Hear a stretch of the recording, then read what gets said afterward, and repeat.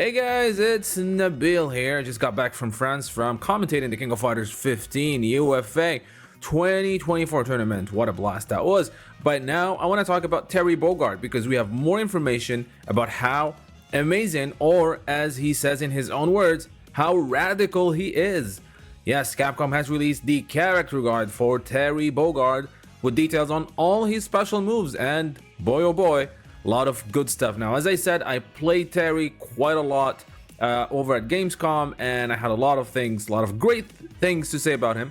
But let's go ahead and watch this this character guide and commentate on it as it is happening. But hey, gentle reminder to leave a like and subscribe if you have not done so. Okay, dokie, we start with the very first. So who is Terry? He excels in both offense and defense, and I can attest to that. He is quite an amazing character. Projectiles, anti-airs, great combos, and a lot of ways to get out of sticky situations. So we're going to look at all his special moves and supers here in a second. Now, up close, he can pull off some really punishing combos, and it's key to lay on the pressure and crack open the opponent's blocking game. You can put a lot of pressure, and once the block is the guard is broken, there are a lot of tools, as we're going to see here, that you can use. First, we have the power wave, which is Terry Bogard's signature projectile, right? Smashes the ground and with his fist, and the wave loses. Now, this is the cool thing I truly like here, is that they have Terry explaining his moves, which is pretty awesome. It's like, this bad boy lets loose a projectile that runs along the ground. You can keep your opponents guessing with the light versions that move slowly over long distance, or the medium that got some kick to it, but it doesn't travel as far. So be mindful of that. So yeah, of course, this is power wave. You have three variations: the short, medium, and heavy. So the medium version is bigger than the light, so it actually has a bit more damage, and it's also great for canceling things out. The overdrive version of it, which is the EX version, basically travels all around the screen and hits multiple times, right? It doesn't disappear like the medium one, so you can launch it from far and follow it, and then do some damage and put some pressure on your opponents, which is pretty awesome. Then we have the heavy version, which is not a power wave anymore. It's called the round wave, done with the same motion. So Terry smashes the ground and then let loose a blast that is, it's just like a power wave. It looks like it, but it's a bit different. So it hits more, but it doesn't travel. If the opponent blocks it, it's safe. So you get to actually follow up with things. We have the quick burn, right? Which is downward. Forward and downward punch.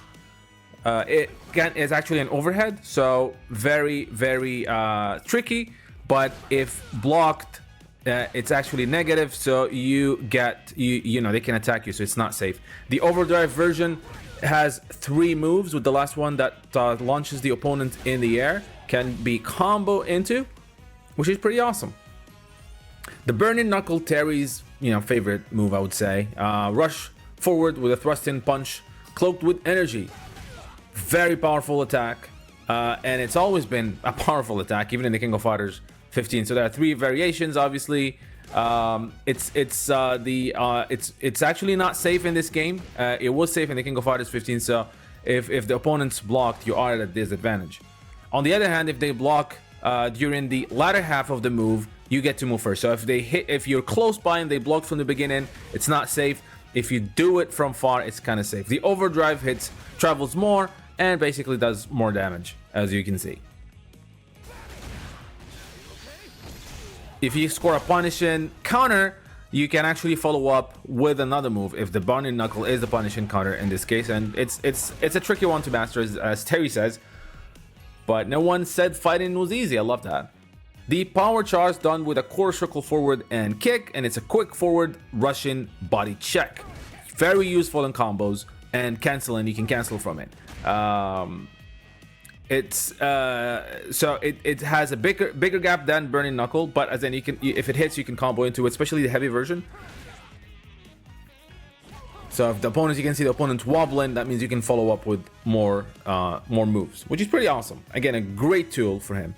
So the medium and heavy versions launch the opponent into the air, and you can follow with more moves, or in this case, Super or Buster Wolf, which we're gonna see later.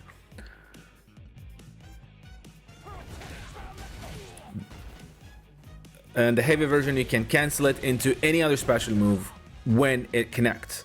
So that's also a lot of tools. As I said, it's a lot of tools. This is the EX version, or the overdrive version, sends the opponents to the other side of the screen, hits the wall, and comes back again. So again, great potential for combos. The crack shoot, another classic Terry move, which is a quick falling axe kick, and again, one of Terry's standard special moves since the very first Fatal Fury game, right?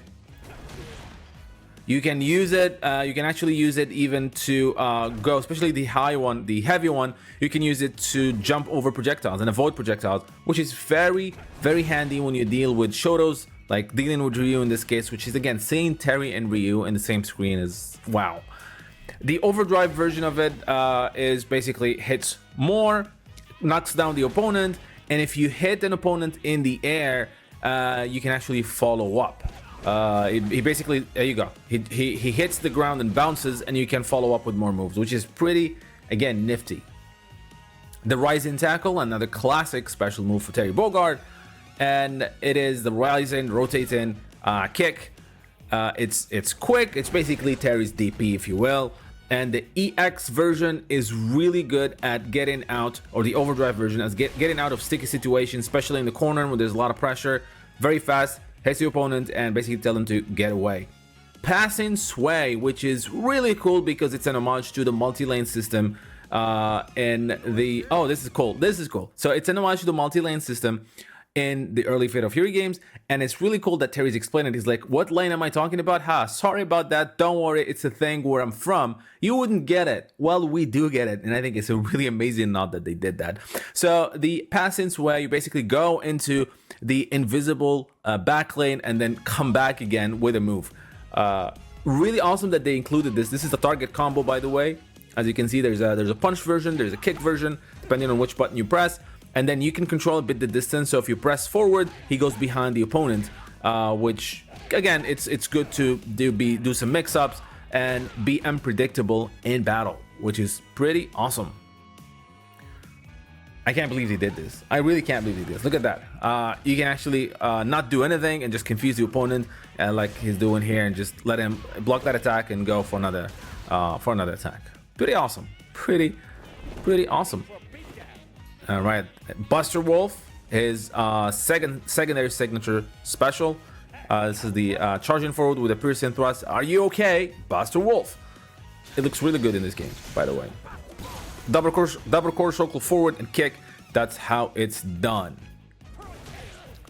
You can again hit an opponent after a combo, like after a juggle, and follow up with the Buster Wolf for increased damage. The Power Geyser, Terry's signature and very first special super move ever, unleashes a volcanic explosion of energy. There are three versions in this game. So this is the light version, the one Power Geyser. There's the Twin Geyser, which we're gonna see here in a second. You basically, once you do the double quarter circle forward, this is how the Power Geyser is done, not the traditional Terry Power Geyser one. But then you hit two buttons more, and then it uses the second one, and it consumes three, as you'll see here, 3 stocks from the drive gauge. Then we have the triple geyser, which uses 1 bar of your super art gauge in addition to the 3 stocks from the drive gauge. The Rising Fang, which is his level 3, and we've seen it before. And it looks amazing. It's an homage again to the anime with him, like the Senpuken from the movie, but it's not called Senpuken here. That's the normal level 3 version, and then the critical arch, which we're going to see here.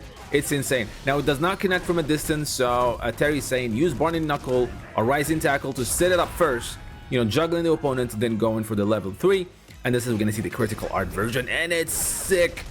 Oh my god, look at that. A Power Geyser just jumps, follows, hit him in the air, explosion. Oh my god, what is happening? Terry Bogard is in town. Blue Mary's watching. She's happy to see her maybe a love interest, maybe not.